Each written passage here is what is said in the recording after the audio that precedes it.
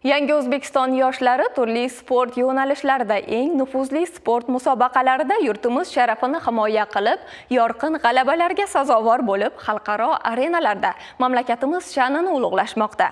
Yuqori natijalarni namoyon etib, yurtimizni dunyoga tanitishda o'z hissasini qo'shib kelayotgan sportchilar orasida Xonqa tumani dzyudochilarining ham hissasi salmoqli bo'layotir. Bu haqda batafsil muxbirimiz Davron Sharipov so'z yuritadi. Xorazm viloyatida bu Olimpiya o'yinlari dasturidan o'rin olgan sport turining rivojlanishiga boshqa trenerlar qatori respublika terma jamoasi murabbiy sport ustasi Qahramon Nurullayevning ham hissasi salmoqli.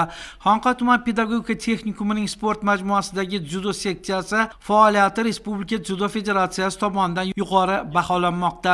Chunki murabbiy tarbiyalagan sportchilar orasida respublika chempionlari, jahon va Osiyo Paralimpiya o'yinlari g'olib va sovrindorlari bor. Chempionlarni tarbiyalash sirlarini bilish uchun Do'stlik ordeni sohibi Nurullayev va uning shogirdlari mehnat qilayotgan sport majmuasida mehmon bo'ldik va mashg'ulotlarni kuzatdik. To'g'ri, trenerning birinchi raqamli xalqaro toifadagi shogirdlarining deyarli barchasi viloyatdan tashqarida o'tkazilayotgan o'quv mashg'ulot yig'inida ekan. Ammo bu taniqli trener tajribasi bilan tanishishga hech ham xalaqit bermadi. Ko'p yillik trenerlik faoliyati davomida ko'plab mahoratli sportchilarni kashf etgan trener bugungi kunda ham chempionlarni tarbiyalash borasida astoydil mehnat qilyapti.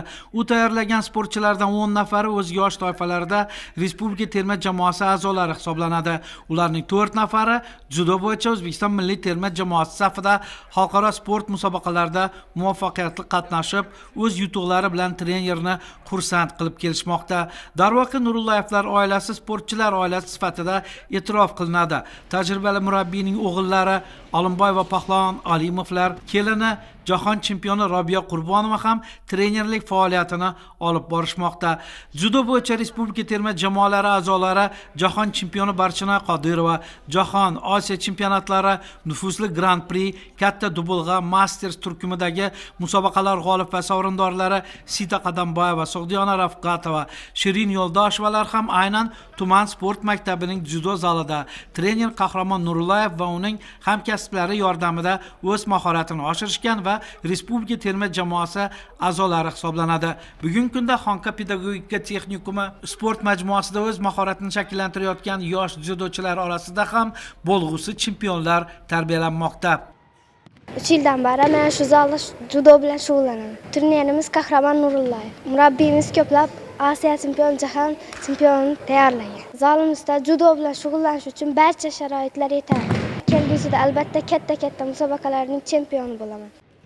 Xonqa tumanida dzyudo bo'yicha faoliyat ko'rsatayotgan sport seksiyalarida jami 400 nafardan ortiq sportchi dzyudo bilan muntazam shug'ullansa, ularning deyarli 250 nafari pedagogika texnikum sport majmuasi zalida o'z mahoratini oshiradi. Mazkur zalda muntazam viloyat va respublika darajasidagi musobaqalar o'tkazilib kelinadi. Aynan tuman va viloyat musobaqalarida o'zligini yuqori darajada ko'rsatgan sportchilar viloyat respublika jamoalari trenerlarining nazariga tushadi va kelgusida terma jamoalar safida toblanib, yanada reytingi yuqori sinovlarda qatnashish imkoniyatiga ega bo'lishadi. Yaqinda Tailand davlatining Bangkok shahrida bo'lib o'tgan jamoaviy musobaqamizda 52 kilo vaznda Rafqat va Sog'diyona qizimiz faxrli 2-o'ringa keladi. Bizning bo'lajak musobaqalarimiz iyun oyida kattalar o'rtasida jahon chempionati bo'lib o'tadi. Shu musobaqa Toshkent shahrida 20-maydan boshlanadi. Tayyorgarlik ko'rish. Shu musobaqaga puxta tayyorlanib, O'zbekiston bayrog'ini yuqori ko'taramiz degan niyatdamiz. Bizning bu zalimizda 250 dan ziyod yoshlar shug'ullanadi. Shulardan 100 nafar qiz. Maqsadimiz dzyudo kurashini yanada rivojlantirish.